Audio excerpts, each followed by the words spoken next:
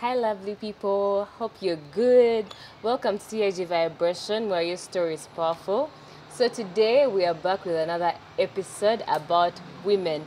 So, our topic today is women in activism. So, we're going to be talking about basically gender violence and rape. Yeah, these are very essential topics that people don't normally talk about, but could help someone out there who's going through something. So, yeah, so for today, we're going to talk about that.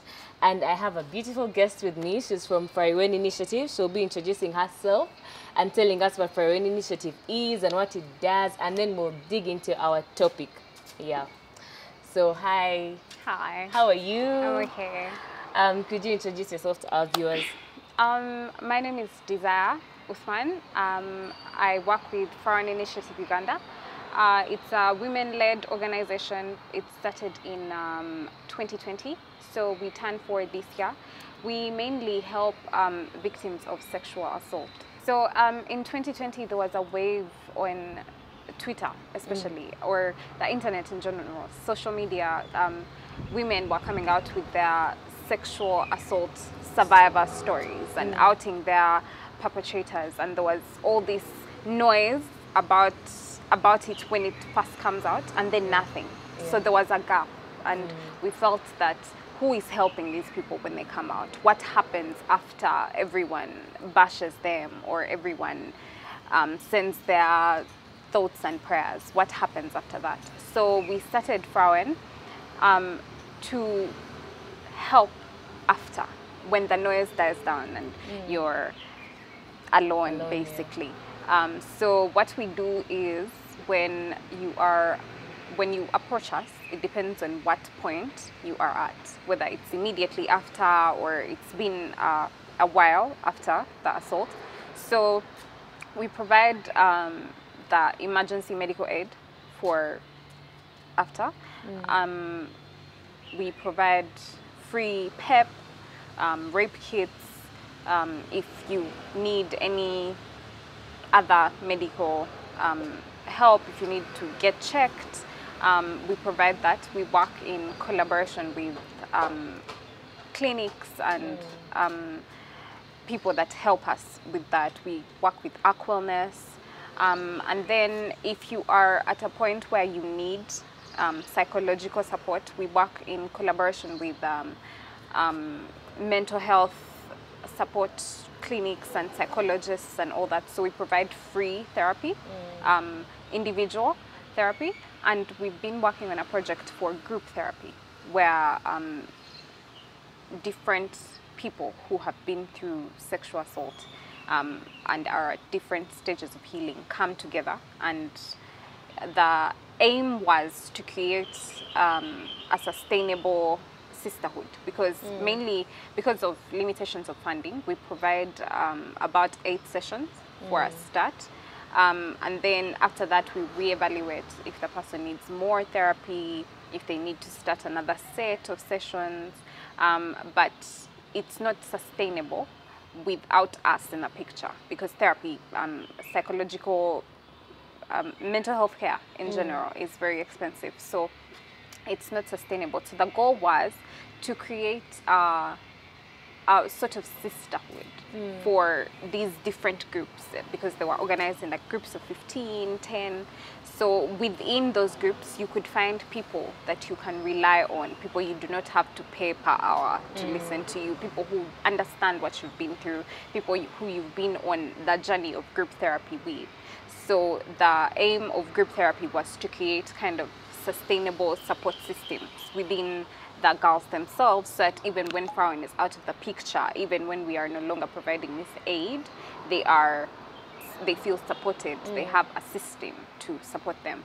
So we provide individual therapy, and then legal aid for people who need it. We work in collaboration with PIDA, with Women's Pro Bono Initiative. So really it depends on the needs of the person who comes to us. Yeah, and that's what we do. That's beautiful. Hope you've heard about Frauen, and hope if you didn't know about it, hope you have learned and you could help someone out there. So can anyone, if I have a rape victim that I know, can I just bring them? Like, how does it work? Do they call? Can anyone from any part of the country come to you guys? Yes, they can. We mainly, of course, we are fairly new, so we mainly work within Kampala. Mainly. But there's an option for online psychological support. So it depends on what the person needs. But to reach us, we have a website that has the contact information, our email. We have the numbers of the people who work with Frauen. So you can reach us through our social media as well. Our Twitter is active. And if you know a member, or you could really call any one of us, or go to our website for the people's contact information and for Frauen's official contact numbers. Okay, yeah. So I watched some Viola Davis documentary. She like had a whole thing on rape, and she was saying like 1 out of 5 girls are actually sexually assaulted before they reach 18. It could not be like the real deed, but like maybe someone touching you or what. And then most times these girls tend to keep quiet. And I don't know why, but they tend to keep quiet. Maybe they're ashamed or what. So as for you, have you ever gotten someone who is willing to say who it was, and do you also like help out with that? Do you? Well, most people do not want to come out with the name, because that comes with a lot of things. There's a lot of stigma, there's a lot of backlash on social media, there's a lot of victim blaming, there's a lot of people who are always eager to poke holes into your story, and it kind of lengthens the process of healing, and most people want to just put it behind them and move forward. But in the instance where the person would want to come out with the name, we could provide like legal advice depending on the case by case circumstances. We could provide legal advice on how to go about it depending on what kind of situation it is. But most people do not. Most people tend not to want to go public with it, and it's very understandable, because what happens on social media after someone does come out and expose their abuser is very re-traumatizing for a lot of people. So most people do not want to do that. But don't you think, or personally, I would think, don't you think, okay, I feel like these men who do it, I'm assuming it's a girl who has been raped, they deserve to be, I don't want to say punished, but they deserve, okay, justice needs to be taken. Yeah. So I feel like they should, I don't know if it should be public, but would you advise someone to like report at least to the police that this person is like taken in, like to jail, because they could do it to someone else? Like, I don't know, would you advise a victim, because you've worked with them? Yes. More than I haven't worked with any. So would you advise them to at least report this person for, would it give them like peace of mind, like, oh, he's at least being in jail, being punished for what he did? Well, the justice system, especially in our country, is not, it's very complex. It's not as simple as report and he will go to jail. There's a lot of things that happen in the middle there. But would I advise someone to, well, definitely file a police report. You can come to us, because there's a lot of things that happen in the middle there, and you may need people. So yes, I would say that it is safer to file a police report, because it becomes very difficult after time has passed to come, because there'd be questions of why did you wait that long without the consideration of the mental space that the victim is in immediately after it happens. So if the person would be interested in pursuing it legally, I would recommend filing a police report immediately or soon after it has been done. But it would also not be right to ignore the complexities of the justice system, and how it's not straightforward, how it's not as simple as report and he will go to jail, or why are you telling social media, go to the police, because the police very often does not do what you would expect it to do. And yeah, so basically I would say that if you are interested in pursuing it legally, to go that route, but also to be prepared for the complexities and the process, because it is not easy, and it is not straightforward. Okay, so as we're talking, something came into my mind. I would like to ask you, like, what do you think rape is? I've seen some tweets about, like, how, for example, if a girl goes to a guy's place and then it happens there, most times a society will be like, what were you doing there? Yeah. What took you there? And also, there's also this aspect of maybe someone was tipsy and they consented, and now they're awake and they're saying they were raped. So how do you go about that? What is rape like? I think rape is simply the absence of consent, and there are things that remove the ability to consent. For example, if someone is intoxicated, they are not able to consent. So there is an automatic absence of consent in that instance. People who are unconscious cannot consent. People who are drunk cannot consent. Minors cannot consent. They simply do not have the ability to consent, both logically and legally. And for the questions of what were you doing there, what were you wearing, I think those are all manifestations of rape culture, which is very prevalent in our society. And I think it's you can bring it down to a lack of education, basically, a lack of sex education, a lack of education about consent and body autonomy and respect for each other as human beings, basically. And I think it should be taught in schools. People should know that you cannot do this to a person. You should not be comfortable doing that to a person. And when something happens to someone, you should not, they are never to blame, because consent is continuous. It's supposed to be continuous. You can withdraw consent at any point. So even if you said yes at the beginning, it is not your fault. If you decide to, you are no longer interested or willing, and you say no, that is where your consent has stopped. And anything that happens after that is rape, and it should be treated as such. And there are no blurred lines. It's either consent is there or it is not there. And my advice would be, if you are not sure that you have consent, just don't do it. Yeah. Yeah. So you've worked with rape victims before, right? Yes, personally, yeah? Yes. Do you think that therapy helps? Do you think it actually helps them?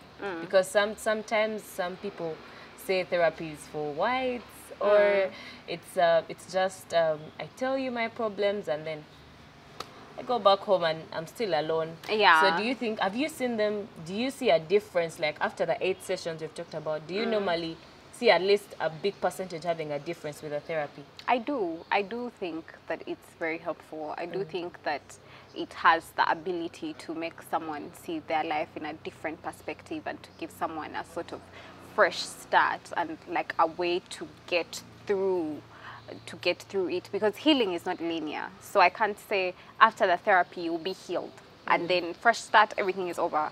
But there is an opportunity for like a new beginning, and to see life differently, and to have these tools that are going to help you to get through a hard day, and to have basically a new perspective, or a new way to look at life and what happened to you, and to acknowledge that it happened, and to acknowledge that you deserve to go past that, and your life is still going to be full and meaningful, and have so much meaning, and be happy and full of joy. And I think it does help.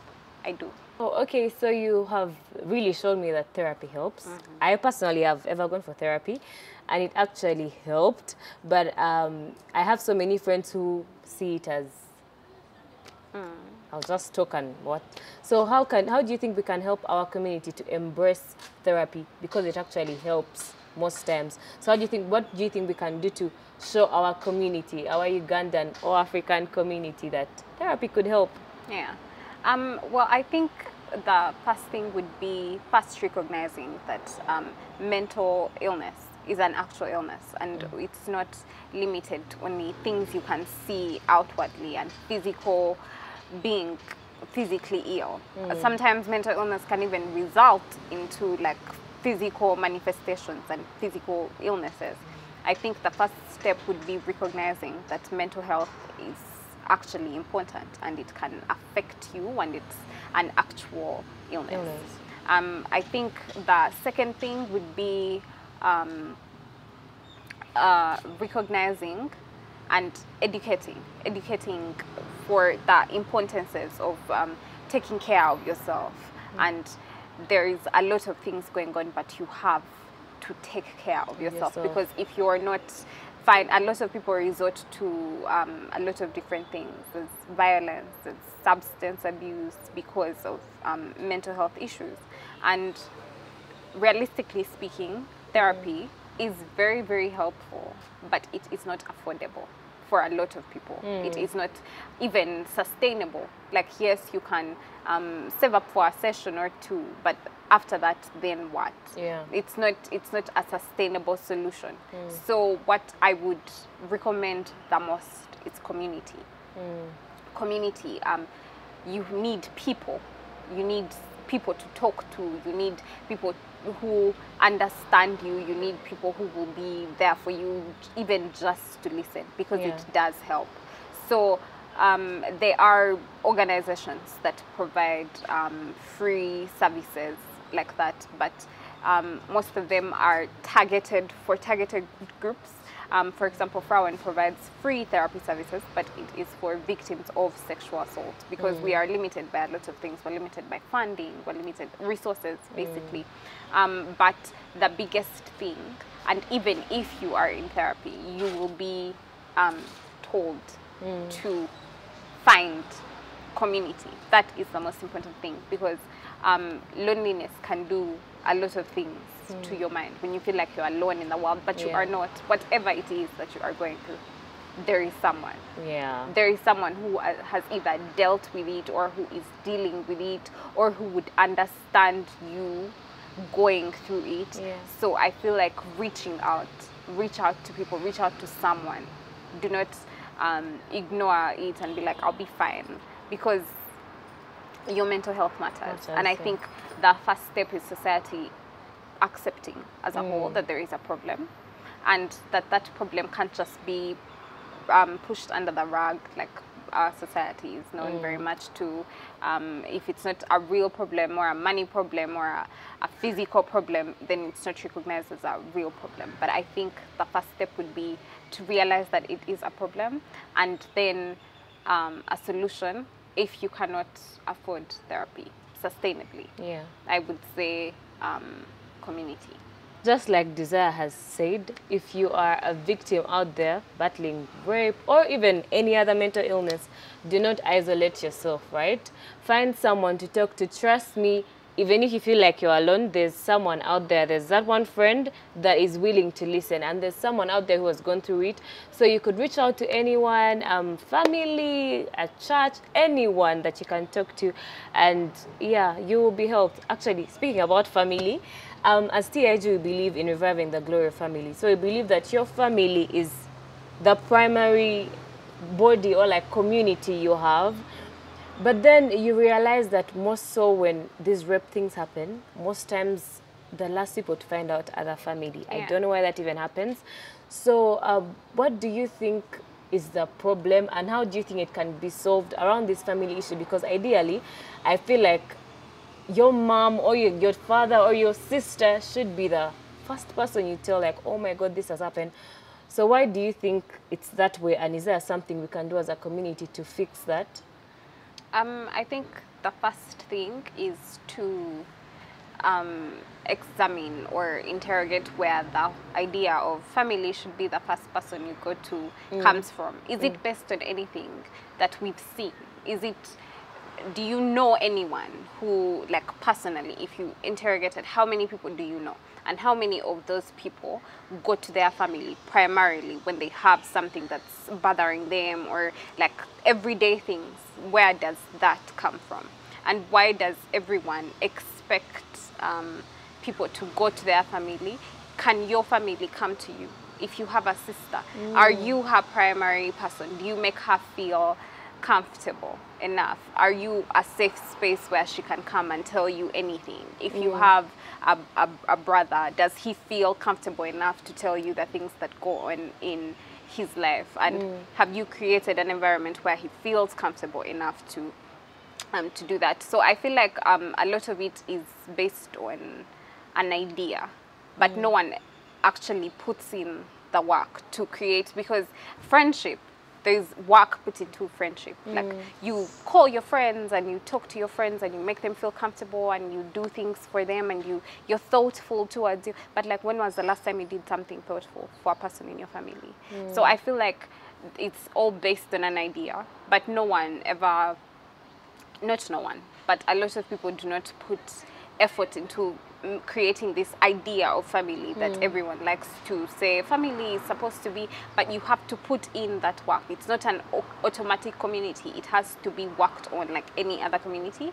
So I feel like if everyone put more effort into the relationships of the family, then it would maybe be the safe space where people can like come back to and always have we can fall back on this without it being like an abstract idea that no one ever puts any work into. I feel like that would help a lot. Wow, yeah, that really makes sense. I feel like maybe we should be more intentional with loving our families and being there, so that when something arises, it's a comfortable space.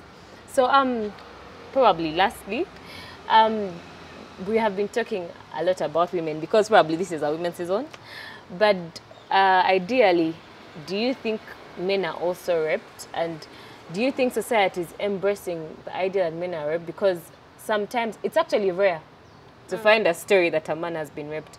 I don't know if they keep quiet or they're ashamed, or I feel like society makes them feel like you're a man. How did it happen? So as Frauen, do you only deal with women, or so if a man is raped, do you, okay, what idea do you have about it? And as Frauen, are you only inclined to women? Yeah. As I said before, my definition of rape is simply the absence of consent. So it's not gendered. Men can be raped. Men have been raped. I think the absence of stories coming out does not mean that it's not happening. But also, like I said before, rape culture. I think rape culture affects men as well, because it is enshrined with this idea that men are more sexual beings, and so it's like when something happens without a man consenting to it happening, society is more likely to believe that, oh, he enjoyed it anyways, or he's a man, they always want, or things like that. But I think all those are harmful narratives, and it would be beneficial to everyone to dismantle rape culture, because it would remove all this stigma and allow men to be able to come out with their stories without being shamed for it, or emasculated, or feeling like they are less of a man because they are admitting that they did not want to engage in sexual activity. But Frauen, as an organization, we worked with largely women, because they are the majority they are disproportionately affected by rape, but they are also the majority of the people who are willing to get help, willing to come out, willing to.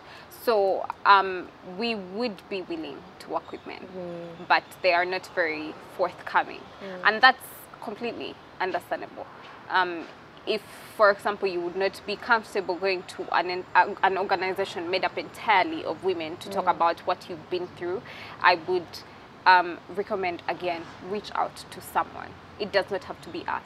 It does not have to be family. It does not have to be anyone that you would feel, and you have to have someone that you can talk about it with, that you can go through it with, because your trauma is valid. So as we come to an end of this session, I'm requesting you to look into the camera and speak to any rape victim that could be watching this out there. What message do you have to them? And yeah. So I would recommend reaching out to anyone, whether a friend that you think would listen or an organization that is working with people who have been through what you have been through, and but you can get past this. Thank you so much. Just to add on, please, if you're out there, know that there are people who care about you, whether a friend, family. Frauen cares, and it's here to help.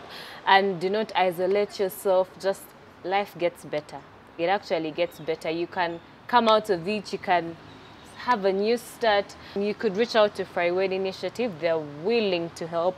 You can reach out to their Twitter space, their Instagram, their website. You can also reach out to TIG Network Africa. We could also help or link you up to them. Thank you for tuning in. I would like to remind you that this whole season we're doing ladies, women in different aspects, women in leadership. I think you saw that episode already. Today we've done women in activism.